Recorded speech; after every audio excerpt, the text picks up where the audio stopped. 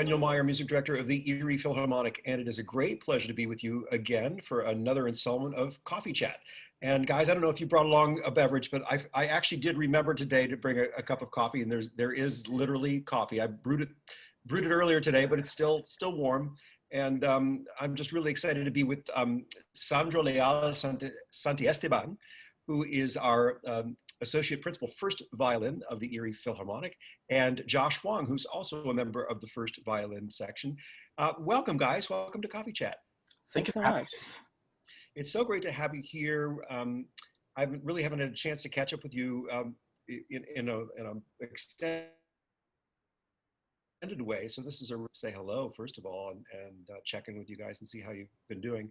Sandro, I see you've got some music surrounding you. This looks like it's your workspace. Tell me about your day. Are you preparing for recital there, or what sorts of things you're working on? I tried to have in my stand over there the Bach partitas and sonatas. It's kind of like my Bible, I suppose. Every morning, I just try to get up and kind of just like warm up the fingers with the individual movements from the partitas and sonatas. And I think to me it's a great way to start the morning. And after that, just like do different projects throughout the day and explore different things. So. And Sandro, you also play in a chamber group, is that right? Or do you play chamber music? I did for a while. I was in the Bell String Quartet. Oh, that's right. About a couple of years ago, I did that for about 3 years, and I decided to do other things on my own and stuff. So I started recently a YouTube channel, and I've been uploading videos, different variety of things. The first video I think I uploaded was the Adagio from the Sonata number 1 of Bach, and that was really something to get up there. It's kind of nerve-wracking to upload something like that when you know that there's a lot of other people doing the same thing. So it's definitely a big motivator too, in terms of knowing that you want to have it in a particular shape before you put it up for the world. Josh, tell us a little bit about what you've been up to over these past couple months. So this entire pandemic has been kind of a transition for me a little bit. So I just finished my studies at Carnegie Mellon back in May. So I think it was spring break when the pandemic kind of started. And so everything went remote, and it was definitely an adjustment to have lessons and classes all virtually. Especially being like a TA, like you could definitely tell that a lot of kids were being lazy, but it was definitely like a big transition for all of us. I actually enrolled in a coding boot camp, and so I been looking for a full-time job. Actually, I just got an offer from a company in Pittsburgh, so like I'm pretty excited. Oh, that's wonderful. Congratulations. So thank you. So I'll be able to stay and still be able to play. And oh, that's awesome. It's been really awesome. So yeah. Is there something about your violin playing that helps in terms of being a coder? I mean, are there some parallels between those worlds? I imagine one would just be discipline. I mean, you have to be able to see through some pretty dense and difficult problems to solve. Oh yeah. I mean, I think there's definitely a lot of similarities. I think it's just the fact that being a musician, you have to, like you said, discipline. You're always there to persevere, and you're trying to meet some kind of goal. I think in coding, it's kind of like art. You learn all of these tools and you put them in your toolbox, and then you kind of utilize them in order to create like a program, for example. And it's kind of the same way you're kind of trying to connect. In the same way you're trying to connect an audience, you're also trying to bring people together through programs. So, yeah. And tell me a little bit about it. I mean, if you're working in a group situation, would you look at a piece of someone's code and say, I mean, I think I understand where they're going, but I could get there using this other way? I mean, is there a lot of push and pull or tug there in terms of the dynamics in a group if you're working on a common project?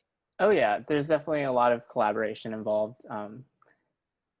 Having class virtually, we would be like working on projects remotely through Zoom or Google Hangouts. And so oftentimes we would just like share our screen and share our code with each other and ask for feedback, and then we would collaborate. I think it's like the same in like chamber music or in an orchestra, because you're always like feeding off of your stand partner or the conductor, whoever's kind of leading the section. Yeah, there's just like so many parallels. It's been an easy but also yet difficult transition because I hadn't really experienced coding at all. But it's been really, really cool, I'd say. Were you always attracted to working with computers, or I mean, was that always something you kind of came naturally to? I mean, obviously your musicianship is something you've been doing since you were really young too. I'll ask you about that, but tell us a little bit about the coding. Is that you just have an affinity for that, the way that works?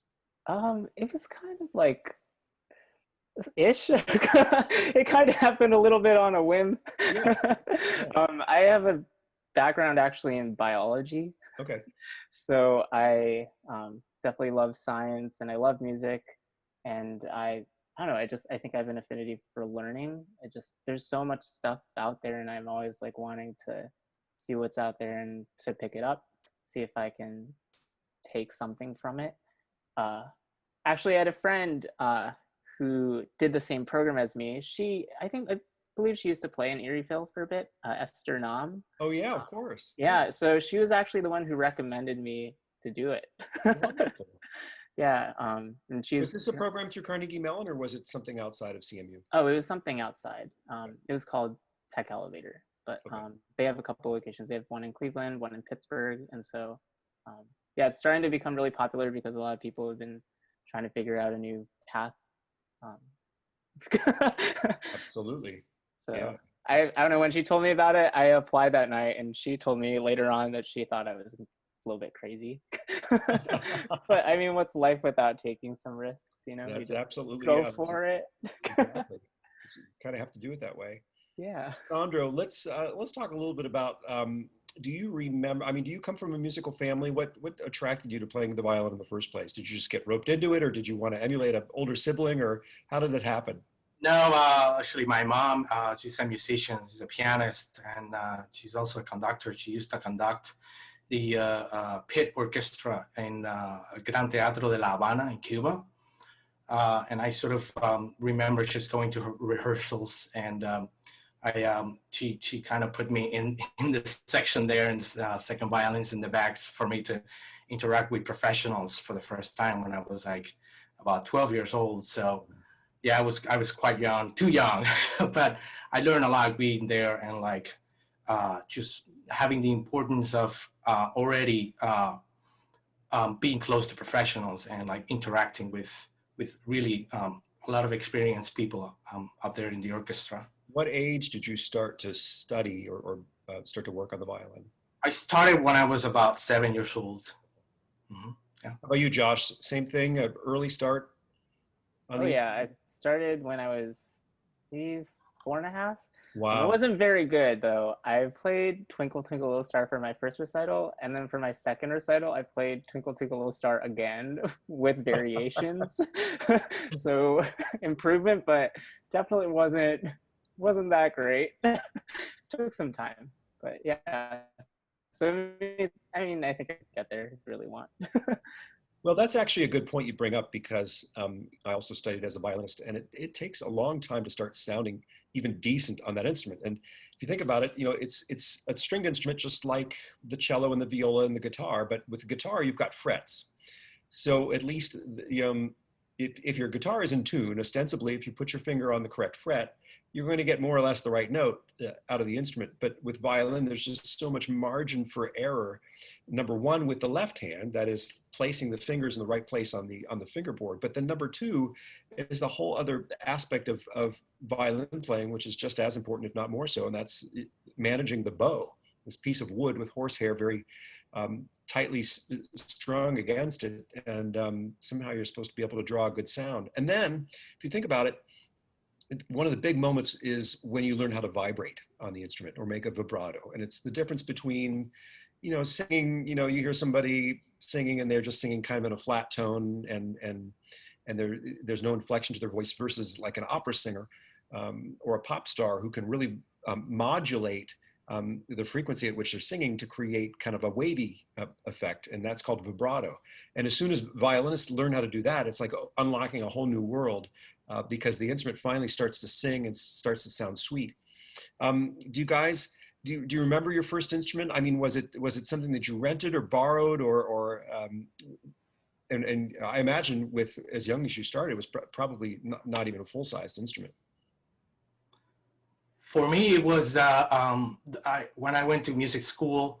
The school had like a room with full of instruments, string instruments, and wind instruments. So we would be assigned, an instrument that was based on how big my arm was. So they have to just make sure that the scroll was touching. Generally, I think it's the palm of the hand. Once that goes a little closer to this line of the hand, that means you outgrew your instrument. So you have to be possibly from 1/2 to 3/4, and then from 3/4 to a full size. So, but by the way, the vibrato, my students call it the shaky thing. The shaky thing. The shaky thing, Mr. Sandro. Yeah, because when you're demonstrating for them, you're playing the way that you play, which is with vibrato and managing your bow speed and where you want to be on the bow. And I always tried to con my teachers into playing for me because I loved the sound that they were able to make with the instrument. And I always idealized, man, I hope I get to play that way someday. How about you, Josh? Do you remember your first instrument? Was it a hand-me-down, or was it something that came in the mail? Do you even remember? Yeah, I mean, I started violin at 4, so that was kind of my first instrument. I think I started on like either 1/8 or 1/16 size. I was a small kid at age 4, I'd say. And so yeah, it was this tiny instrument. Actually, I wanted to play the piano first. My parents gave me the option of piano or violin, and I told them piano. And then at the time we were living in an apartment, so my parents said no. Actually, you can pick the violin. Pick. So yeah, but I mean, I was just really excited to learn how to play like something musical. My parents, so my dad's a minister and my mom also works in Christian ministry education.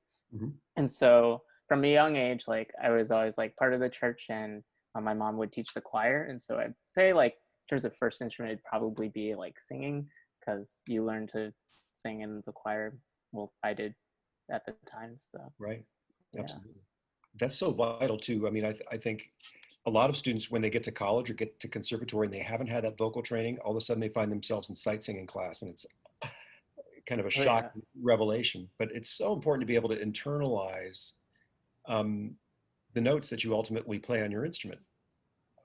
In other words, your ability to judge whether or not you're playing in tune and playing with good tone has to be honed over your years of study. And if you've got a good teacher, they're always reminding you of those aspects of your playing.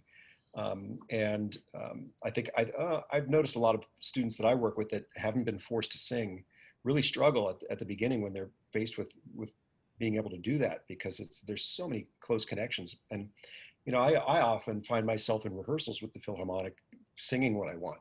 One, because it's just a very quick and easy way to demonstrate. But two, you can also inflect the way that you think that you would want the musicians to inflect and phrase. And so much of that is dictated by, I think a lot of composers write for instruments the way that they would write for the human voice, which is with a beginning, a middle, and an end, and a place to pause and a place to resume and slow down and speed back up. And that's all related to managing breath. And in our case, as violinists, it's managing the bow. Sandro, tell me a little bit about what goes into choosing an instrument, choosing a bow. Do you necessarily get those things at the same time, or do you find some musicians will look for the best instrument first and then try to find a bow to match it? What's been your path with playing the instrument that you play now? My gosh, I mean, when I was little, I think the quality of what the instrument was wasn't as important, I suppose, just because we were just like really student, very little. We didn't have much of concept of like really what we were looking for. So we were just like assigned just like a small instrument, and then as we moved up, slowly I learned what I wanted to in the sound. And so by the time I was probably in my teen years, I started to, just notice a lot more what I wanted out of the instrument. So and listening to really my idols, violinists like great violinists like David Oistrakh, Igor Oistrakh, Leonid Kogan, Hilary Hahn. When I got here in 2001, a long time ago, when I came to the States, and I started listening to Hilary Hahn, it's just, again, David Oistrakh, Hilary Hahn, just two completely different players. And yet they were relevant. They were very much relevant because, one is back in the 20th century, the other one is more in the 21st century. But yet we get two schools that were both great and amazing at both technicality and musicianship. And so listening to these two growing up, listening to these two and many more, I can't think of it right now, but listening to a lot of these violinists gave me an idea of what I wanted to, I suppose, in my sound. But that's I think the hardest part is choosing a bow, really.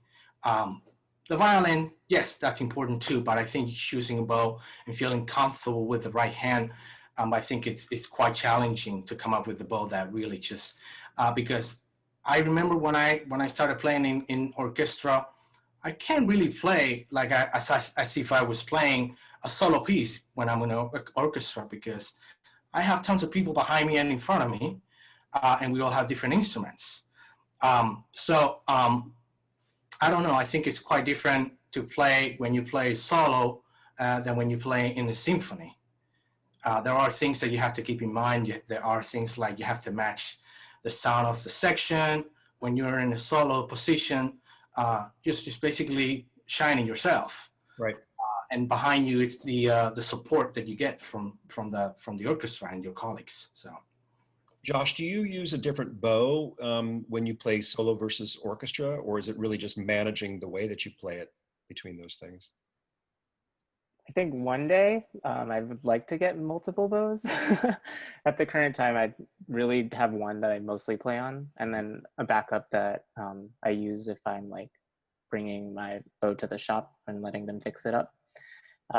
Yeah, so I guess in that sense, I definitely play a bit differently, like Sandro said, in an orchestra setting versus solo.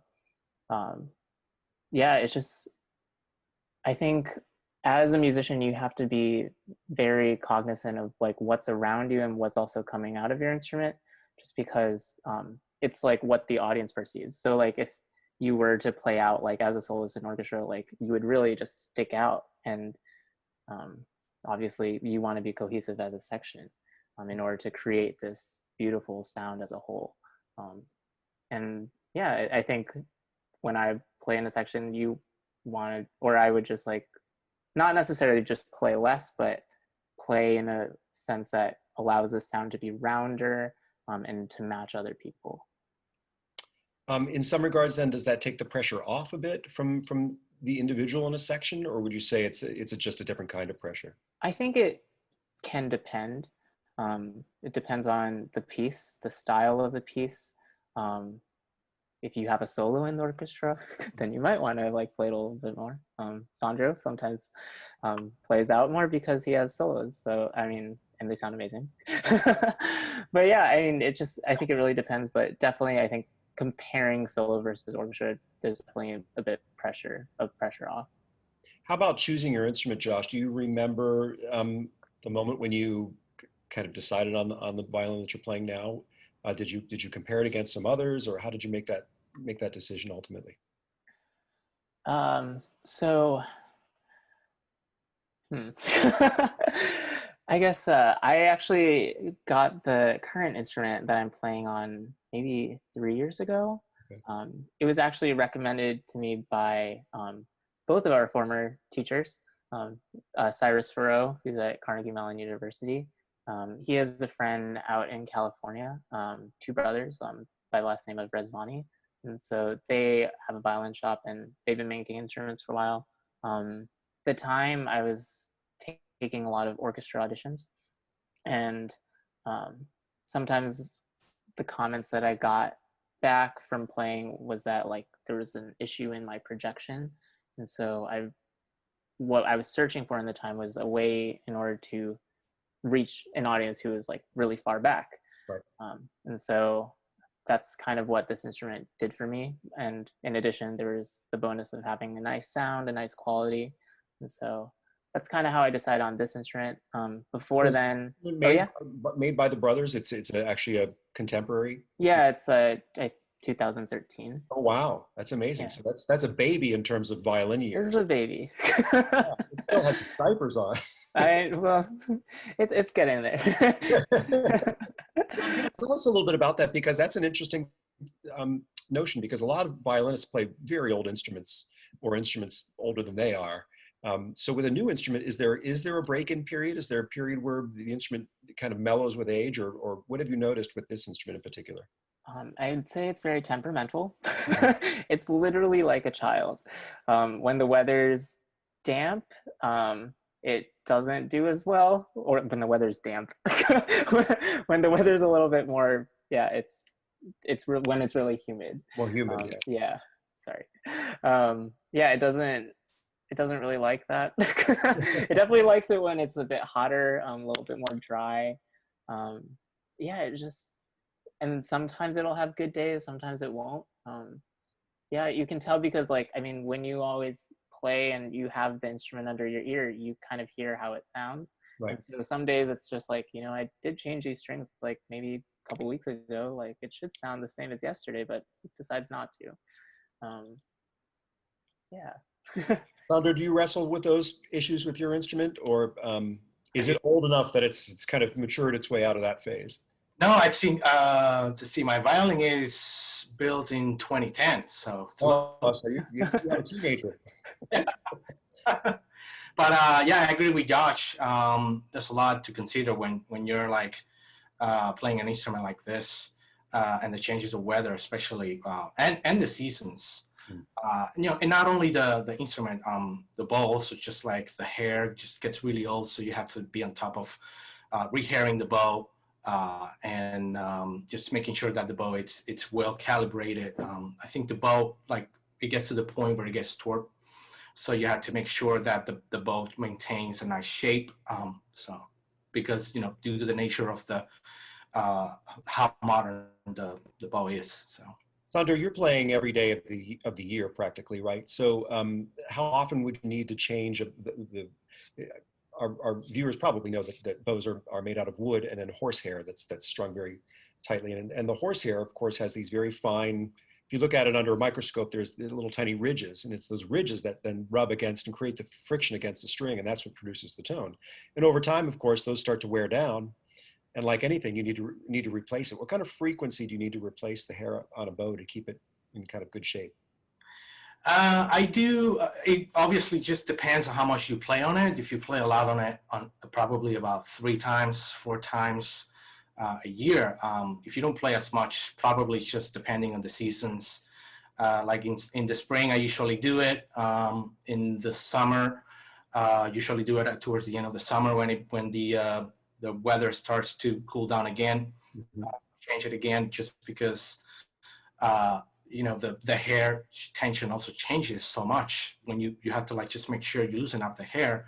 Every time you put the bow away, I have to be on top of my students so much because they forget. Yeah. So, and that could ruin the integrity of the wood. So it's so interesting because everyone I've talked to talks about how temperamental these instruments are, and if you think about it, they're rather delicate. I mean, a violin is made out of very thin pieces of wood under a lot of pressure. And in some cases, people are playing with these instruments that it could be as old as 100, 200 years old. Now, with a modern instrument, you're not necessarily dealing with that, but you're definitely dealing with a break-in period. As you said, Josh, I think that's really fascinating that you just have to be accommodating some days and realize that your instrument isn't going to speak the way that you heard it speak even just the day before when you took it out of the case. Let's talk a little bit about music and composers. Josh, I know Sandro told us that he likes to go to Bach as kind of his granola in the morning. Are there any composers that you return to just to kind of keep yourself in shape from a technical standpoint? Oh, well, yeah, I guess in terms of keeping in shape, definitely Bach. It's like Sandro said, it's kind of like the Bible for musicians, if there was a musical Bible. It's just, there are so many things you can learn, and you're always able to find something new with Bach, especially as you grow older as a musician. Um, you just learn to see between the lines, how the harmonies change, how the counterpoints and everything kind of evolve, especially while you're thinking and your knowledge is also growing. Scales, scales are good. Teachers tell kids to play scales, and you should do your scales because if anything, I mean, it just helps improve your technique. Um, Other than that, I do like to play cheesy stuff like romantics, like Brahms sonatas, and yeah, Brahms, my go-to. In terms of like listening, um, I'll listen to like anything. I mean, I really love Mahler symphonies, but yeah, lately I've been listening to a lot of Brahms. Brahms 4 is currently on my playlist, my jogging playlist, which is weird because Well, that is interesting. yeah. Yeah, I was listening to the second movement and I was just like, I just miss playing an orchestra. Yeah, it's good stuff. But yeah. How about you, Sandra? You got any go-to composers besides Bach in terms of, well, A, technique, and B, kind of soul food? I suppose I could say in the orchestra setting, I mean, there's so many out there. I feel that I really like the composer that I'm working on at the time. But I suppose I could say Mozart probably is like just really my go-to when it comes to playing or in a symphony, because of the, both technical and the music aspect of it. Like I said, Brahms, I love Brahms too. It's completely different spectrum, and technical and musical aspect as well. So Beethoven Symphonies, my goodness, I don't even know where to start. I mean, the other day I came across of a YouTube video. I think it's Barenboim was conducting the symphony, the BBC, I think BBC Prom, I think. And I just went to listen to the third movement. It just brought tears to my eyes. It really did. Which symphony? Number 9. Number 9, third movement. Yeah. Third movement of number 9. Yep. Yep. How about other kinds of music? I mean, you're from Cuba. Do you listen to any? Are you a big fan of Cuban music, or are you just? Absolutely. Funny enough, when I was in Cuba, I really wasn't listening much to Cuban music until I just left. And decided to connect more with my roots. So traditional Cuban music, it's amazing. I'm uploading the videos that I uploaded on my YouTube channel. One of them is the peanut vendor, and I did sort of like different permutations of myself doing different instrumentations of it. And let's see, I think I uploaded something else Cuban, I don't recall right now. Pure Puerto Rican composer. I can't think of it right now, but I've uploaded a few things in the channel representing the Cuban culture. So, but I do listen to a lot of salsa when I get the chance. As a form of expression, I like dancing, so salsa. And I learned when I was in my teens with my friends. We used to go to parties in Havana with my friends, and of course, the main thing that you would play on parties was salsa. So we had this circle of couples, pairs that we would move to the next pair and like dance this way. So So it's kind of ingrained. it is, yeah. And in some way, I find in the pandemic, I like to listen to things that I listened to when I was young too, just to kind of reconnect. And it's just like solace. It's something that you can depend on, since everything else is so much so much in the air. Yeah. It's nice to find some music or reread a book or something, or see a movie. Right now I'm rewatching all the Star Wars movies with my young son who's Nice. never seen them before. And of course now I have to look back at them with adult eyes, which is a little bit embarrassing because you think, oh, Jar Jar Binks, no, that should have never happened. But the fun thing is that it kind of brings you back to those basic stories and mythologies that of course cross generations, and of course, nothing new in those movies except the way that they were presented in this with these incredible effects and just really fun situations. So it's fun to find something that to kind of grab onto that you already know and love and maybe revisit it in some way. How about you, Josh? Is there any do you have any guilty pleasures or binge watching? I don't imagine you have a lot of time to binge watch if you're coding and playing violin at the same time. Yeah, it's been kind of busy the last 14 weeks. Yeah. So we just finished last week, actually. Oh, wow. Okay. Yeah, so it's been kind of a little hectic. But yeah, now it's like I have all this free time. Right. Yeah, no, I've been cooking a lot, been trying new recipes, What making kind of lots of, cuisine do you like to focus on? oh, I do all of it. I make lasagna. I've made like some Korean dish, maybe like, I lost track of time with like the pandemic and also the boot camp. Like a vegetable kind of pancake. I forget what the Korean word was for it. Lots of Asian dishes. I try to like make dishes that remind me of home, like my parents' house.